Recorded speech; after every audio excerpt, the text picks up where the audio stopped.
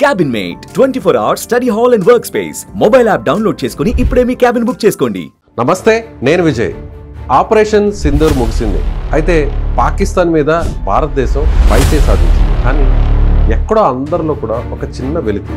పాకిస్తాన్లో ఏమో సంబరాలు చేసుకుంటున్నారు, కానీ ఇండియన్స్ రోడ్ల మీదకి వచ్చి ఎందుకు ఆ విధంగా సంబరాలు చేసుకోవట్లేదు? వీటి గురించి డిస్కస్ చేద్దాం. మనతో పాటున్నారు రిటైర్డ్ ఆర్మీ ఆఫీసర్ మేజర్, అదేవిధంగా Ekam IAS academic director SPS Oberoi garu. Sir నమస్తే. నమస్తే సార్. ఒబరాయ్ గారు, ఎక్కడో ఒక చిన్న వెలితి కనిపిస్తుంది అందరిలో, నిజమే అంటారా? 100% సార్. ఎందుకంటే ఒక మొమెంటం ఎలా వచ్చిందంటే India will go for war with Pakistan and PoK మనకు వచ్చేస్తుంది అన్న మొమెంటం దాకెళ్ళి సడన్గా సీజ్ ఫైర్ అనేసరికి జనాల్లో మన పిఓకే మనకు తిరిగి వచ్చేస్తుంది అన్న ఒక ఆశ ఏదైతే ఉందో అది సడన్గా డెడ్ అయిపోయింది సార్. అంటే చేతులు అలా మెడ మీదకి వెళ్ళిపోయి అలా పేక మీద ఒక్కసారిగా క్లోజ్ చేసే టైంలో వదిలేయడం అంటారా? అంతేనా? 100% సార్. కాకపోతే దీనికి రీజన్స్ వేరేలా బయటకు వస్తుంది. ఇన్ఫ్యాక్ట్ మనం గత 2 రోజుల నుంచి చూసుకుంటే కనుక పాకిస్తాన్లో మనం సార్ 10th మే రోజు రాత్రి పాకిస్తాన్ మీద మనము మిజైల్స్తో అటాక్ చేసాం సార్. పాకిస్తాన్ ఎయిర్ బేసెస్ మీద అలా 11 ఎయిర్ బేసెస్ మీద మనం అటాక్ చేసాం సార్. అందులో ఒక ఎయిర్ బేస్ కిరానా హిల్స్ దగ్గర ఉంది సార్.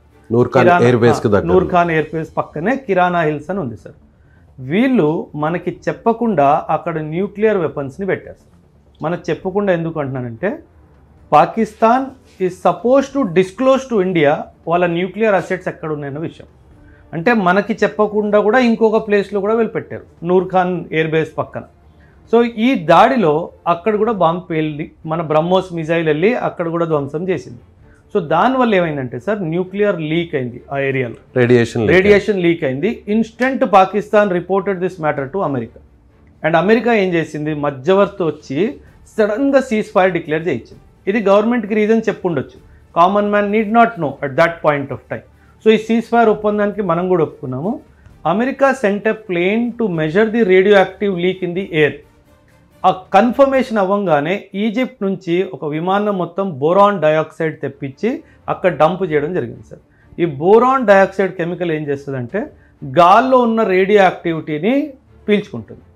సో ఈ 2 ఘటనలు, అమెరికన్ ప్లేన్ రావడము, చెకింగ్ చేయడము, ఈజిప్ట్ నుంచి బోరాన్ డయాక్సైడ్ రావడము, 2 ఏం కన్ఫర్మ్ చేస్తాయంటే మనం పాకిస్తాన్ న్యూక్లియర్ అసెట్స్ మీద అంటే మన ఇంటెన్షన్ న్యూక్లియర్ అసెట్స్ కాదు, కానీ అక్కడ మనకు చెప్పకుండా న్యూక్లియర్ అసెట్స్ పెట్టాడు.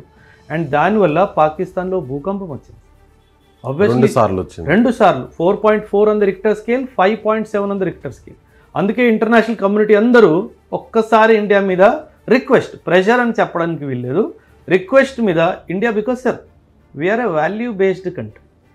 ఎప్పుడైతే మనం న్యూక్లియర్ అక్కడ ఈ పరిస్థితి వచ్చింది అనగానే సి అవర్ వాల్యూ సిస్టమ్, అంటే యుద్ధంలో కూడా మనం ఎనిమి ప్రాణ నష్టాలు ఎక్కువైపోతాయి, న్యూక్లియర్ వల్ల ఎక్కువ ధ్వంసం అయిపోతుంది అనగానే వి టుక్ ఎ బ్యాక్ స్టెప్. అది మన గొప్పతనం సార్. అదే యూ ఇమాజిన్ మన దేశంలో జరుగుంటే పాకిస్తాన్ వెనక్కిపోయేవాడా సార్? పోదు. So that is where my country is greater than Pakistan. Yes, మీరు చెప్పిందంతా పర్ఫెక్ట్. కానీ మధ్యలో తగుదనమ్మా అంటూ ట్రంప్ దూరి తను అనౌన్స్ చేయడం అనేది అందరికి కూడా బాధ కలిగించింది. ఒకవేళ మీరు చెప్పినట్టుగా పెద్ద మనసు చేసుకొని మన ఇండియా పాకిస్తాన్ని వదిలేస్తుంటే ఆ విషయాన్ని స్వయంగా మన ప్రధానం లేదంటే మనకు సంబంధించిన ఆర్మీ చీఫ్లు ఎవరన్నా ప్రకటించుంటే బాగుండేది. కానీ ట్రంప్ చేయడమే ఇప్పుడు అందరూ కూడా హట్ అయ్యేటువంటి విషయం కాదంటారా? సార్ ట్రంప్ని మీరు బహుశా ఎక్స్పెక్టేషన్స్ చాలా ఎక్కువ ఉన్నట్టున్నాయి జనాలకి. Sir Trump is not a politician sir, he's a business. ఇది మనం ఫస్ట్ గుర్తించాల్సిన విషయం సార్. 2వ విషయము, 10 రోజుల ముందు అమెరికా ఏం స్టేట్మెంట్ ఇచ్చింది, మేము న్యూట్రల్గా ఉంటాము, మీరు చూసుకోవాలి. 4 రోజుల ముందు నేనే చేశాను సీజ్ ఫైర్ అని అన్నాడు. మళ్ళీ నిన్నేమన్నాడు, నేను పెద్దగా ఇన్వాల్వ్ అవ్వలేదు, గైడ్ చేశాను అన్నాడు. అంటే ఇప్పటి వరకు 3 మాటలు. సో నేను అదే చెప్తాను, ట్రంప్ ఒక మాట చెప్పాడు అని చెప్పి దాని మీద మనం భరోసా చేయాల్సింది లేదు సార్. ఎందుకంటే ఆయన పొద్దునో మాట, మధ్యాహ్నం మాట, సాయంత్రం మాట, ఆయనకున్న అలవాటు సార్ ఇది. అంటే he's basically attention deficit syndrome ఉంది సార్ ఆయనకి. And so he seeks to take attention from the world media. So ఏదో ఒక మాట చెప్పేస్తాను, దానివల్ల మీడియా అంతా నా వైపు వస్తుంది, సో అటెన్షన్ డెఫిసిట్ సిండ్రోమ్ ఏదైతే ఉందో అక్కడ అది పనిచేస్తుంది. అంటే నోబెల్ అవార్డు కోసమే ట్రంప్ ఇంత ప్రాకులాడుతున్నారు అనుకోవచ్చా? ఒబామాకు కూడా మనం నోబెల్ పీస్ ప్రైజ్ ఇచ్చాం. ఆ నోబెల్ పీస్ ప్రైజ్ ఏమవుతుందంటే సార్, ట్రంప్కి నోబెల్ పీస్ ప్రైజ్ అంటే ఐ వుడ్ పర్సనలీ డిసగ్రీ. ఎందుకు ఐ వుడ్ పర్సనలీ డిసగ్రీ అంటున్నానంటే, ఇజ్రాయెల్ ప్యాలెస్టీన్ గొడవలో హమాస్కి మొత్తం సపోర్ట్ చేసింది అమెరికా. వెపన్స్ ఇచ్చి, ఎక్విప్మెంట్ ఇచ్చి, ఆ టనల్స్ తవ్వి అన్నీ చేసింది అమెరికా. సార్, అమెరికన్ ఏ ప్రెసిడెంట్ అయినా సరే నోబెల్ ప్రైజ్కి అర్హతుడు మాత్రం కాదు sir. Any president for that matter. Because మీరు సౌత్ కొరియన్ క్యాంపెయిన్ చూసుకోండి, వియత్నాం క్యాంపెయిన్ చూసుకోండి, ఆఫ్ఘనిస్తాన్ క్యాంపెయిన్ చూసుకోండి, Greece, Turkey, Cuban missile crisis ఏదైనా తీసుకోండి సార్, అమెరికా ఎప్పుడు పీస్ కోరుకోలేదు సార్. సో బికాజ్ వాళ్ళకు వెపన్స్ అమ్మాలి అనే ఉద్దేశం ఉంది కాబట్టి వీళ్ళు కాన్ఫ్లిక్ట్ క్రియేట్ చేస్తారు సార్. ఆ కాన్ఫ్లిక్ట్ క్రియేట్ చేసిన తర్వాత రెండు పార్టీస్కి వెపన్స్ అమ్ముతారు సార్. కానీ చైనా పాకిస్తాన్ని సపోర్ట్ చేస్తుంది. పాకిస్తాన్కి ఎప్పటి నుంచి కూడా టెక్నాలజీ ఇస్తుంది, వెపన్స్ ఇస్తుంది. సో అక్కడ మనం చూసాం, ఆ ఎయిర్ డిఫెన్స్ సిస్టమ్ అంతా కూడా చైనానే ఇచ్చింది. మన మీదకి వచ్చినటువంటి ఏదైతే మిసైల్స్ అన్నీ కూడా చైనాకి సంబంధించినవి. అయితే ఎప్పుడు కూడా చైనాని వ్యతిరేకిస్తుంది అమెరికా. కానీ అమెరికా ఈసారి ఎందుకు పాకిస్తాన్ని సపోర్ట్ చేస్తుంది మనల్ని కాకుండా? అంటే sir simple sir logic. America knows India will buy weapons from Russia. మేజర్గా నా దగ్గర వెపన్స్ కొనడు అన్న క్లారిటీ అమెరికాకు ఉంది సార్. రెండోది, ఇండియా ఇజ్రాయెల్ నుంచి కూడా కొంటాడు అన్న క్లారిటీ కూడా ఉంది. సో నౌ ఈ రెండు పార్టీల్లో మిగిలిపోయిన పార్టీ ఎవరు? పాకిస్తాన్. సో నేను పాకిస్తాన్ దగ్గరగా ఉంటే బహుశా వెపన్స్ నాతో అడుగుతాడేమో, అండ్ నేను ఇస్తాను వెపన్స్. ఇప్పుడే ఐఎంఎఫ్ నుంచి $1 బిలియన్ రిలీజ్ అయింది. వార్ మధ్యలో వాడు డబ్బులు రిలీజ్ చేయించాడు. ఆబ్వియస్లీ సార్, ఐఎంఎఫ్ డబ్బులు ఇచ్చిందంటే అమెరికా అంగీకారం ఉంది కాబట్టే ఇవ్వగలిగింది, లేకపోతే ఇవ్వలేదు సార్ ఐఎంఎఫ్. ఎందుకంటే ఓటింగ్ రైట్స్ అలా ఉన్నాయి అక్కడ. అండ్ ఈ డబ్బులు ఏమైంది, నిన్నే మనం ఒక న్యూస్ చూసాము, ఒక agency where Trump and his family has 60% of the sharing. మళ్ళీ ఏమైంది సార్, టెక్నికలీ ఐఎంఎఫ్ నుంచి డబ్బు పాకిస్తాన్కి వచ్చి అమెరికా పోయింది. అంటే వీళ్ళు ఇక్కడ బిజినెస్ చేస్తున్నారు సార్. అంటే ఇది కామన్ ప్రజలకి ఈ విషయాలు అర్థం కావు సార్. సార్, ఇప్పుడు ట్రంప్కి సంబంధించినటువంటి ఫ్యామిలీ మెంబర్స్తో అక్కడ బిజినెస్ ఉన్నాయి, దాంట్లో మేజర్ షేర్స్ కూడా వాళ్ళకు ఉన్నాయి అంటున్నారు. రీసెంట్గా కూడా అది వార్త కూడా ఎక్స్ప్లోర్ అయింది. దీనికి సంబంధించి ఏంటి అసలు ఆ బిజినెస్ ఏంటి? సార్, ఇది సైబర్ సెక్యూరిటీకి సంబంధించిన business sir. Sir Pakistan is a failed state sir. కాకపోతే పాకిస్తాన్లో మీరు పొలిటికల్ లీడర్షిప్ తీసుకోండి, మిలిటరీ లీడర్షిప్ తీసుకోండి, వీళ్ళు రాజుల్లా బతుకుతున్నారు సార్. అంటే ఎలా అంటే, వీళ్ళు పాకిస్తాన్లో సర్వీస్ చేస్తున్నారు, కానీ వీళ్ళు ఫ్యామిలీ మెంబర్స్ అందరూ లండన్, అమెరికా, కెనడాలో అలా ఉన్నారు సార్. ప్రశాంతంగా ఉన్నారు. అంటే ఏమవుతుందంటే, ఒక సామాన్యుడిని పావర్టీలో తోసేసి ఒక దేశానికి గాల్లో ఎగిరేసి మనం మాత్రం బాగుండాలి అన్న లీడర్షిప్ పాకిస్తాన్ సార్. సో వీళ్ళు ఎక్కడికి వెళ్ళినా సరే సార్, ఐఎంఎఫ్లో కూడా వీళ్ళు డబ్బులు అడుక్కోవడానికి వెళ్ళారు సార్. అండ్ ఈ డబ్బులు రాగానే ఖచ్చితంగా అమెరికా ఒక మాట అని ఉంటుంది, నీకు $1 బిలియన్ వస్తున్నాయి, అందులో 20% 25% నాకు రావాలి. ఇప్పుడు డైరెక్ట్గా దానం అయితే చేయలేడు కదా సార్. ఏదో ఒక ఒప్పందం సైబర్ అంటే దానికి క్లియర్గా స్పెసిఫై కూడా చేయలేదు sir. What nature of agreement is that, what is the product they are buying, ఏమీ చెప్పాలా. సైబర్ సెక్యూరిటీ అని చెప్పాడు. అంటే అది ఏంటి, అన్ని $1 మిలియన్ ప్రాజెక్ట్ ఏంటి అన్న ఎక్స్ప్లెనేషన్ ఎవరికి ఇవ్వలేదు సార్. అంటే ఏం జరిగింది, నేను సీజ్ ఫైర్ తెప్పిస్తాను, నువ్వు నాకు ఇన్ని డబ్బులు ఇవ్వాలి. ఐఎంఎఫ్ నుంచి వచ్చినటువంటి ఆ ఫండ్ అంతా కూడా వేరే రూట్లో నాకు రావాలి అంతే.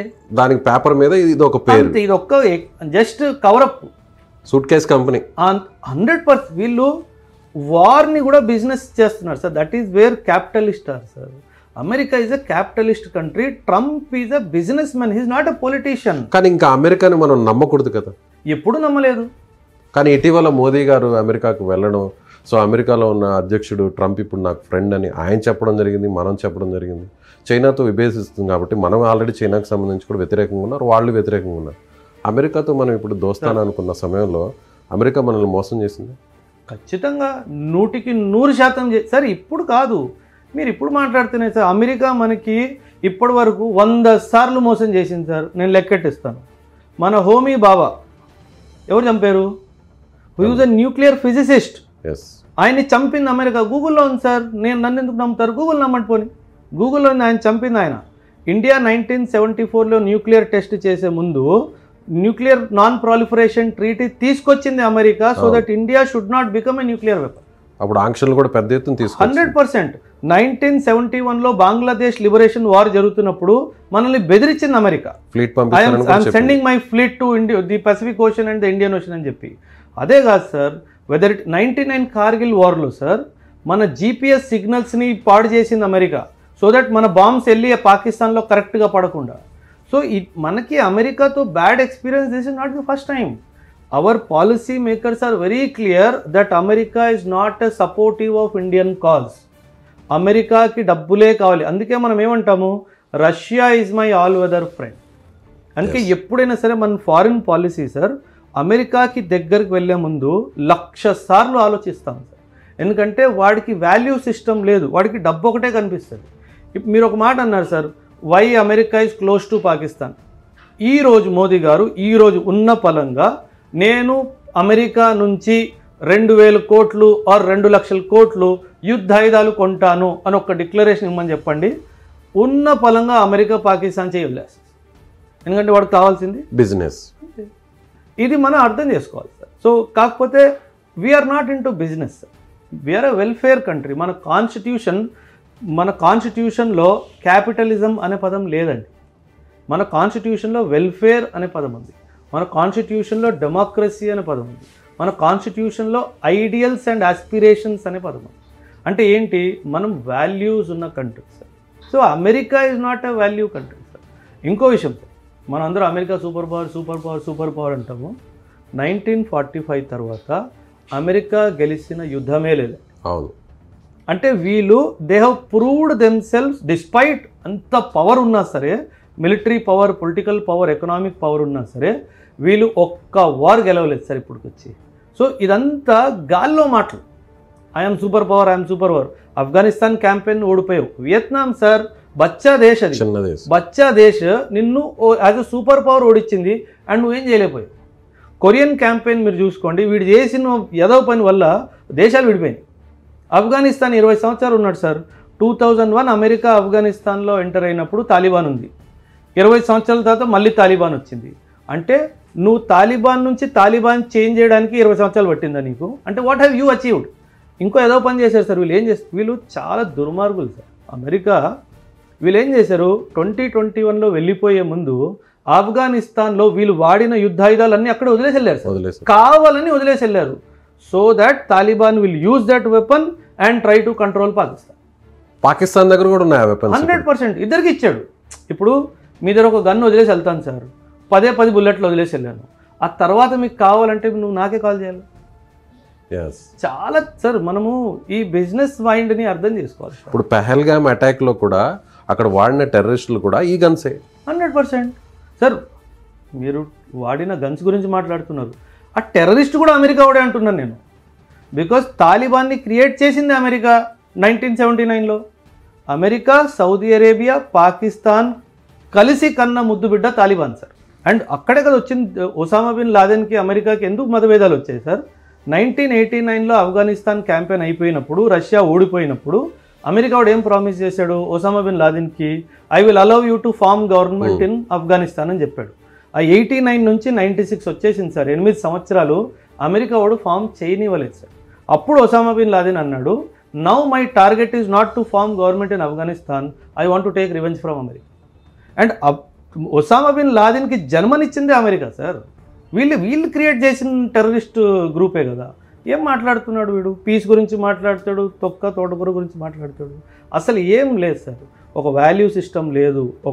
అంటే వీళ్ళు ప్రాబ్లం క్రియేట్ చేయాలా, ఆయుధాలు అమ్ముకోవాలా, డబ్బులు. ఇది వ్యాపారం సార్. ప్లీజ్, కామన్ మ్యాన్ ఏమవుతుందంటే ఇమోషన్లో వెళ్ళిపోయి ఆ ఇమోషన్ని పట్టుకుంటాడు, ఇంటెన్షన్ని వదిలేస్తాడు.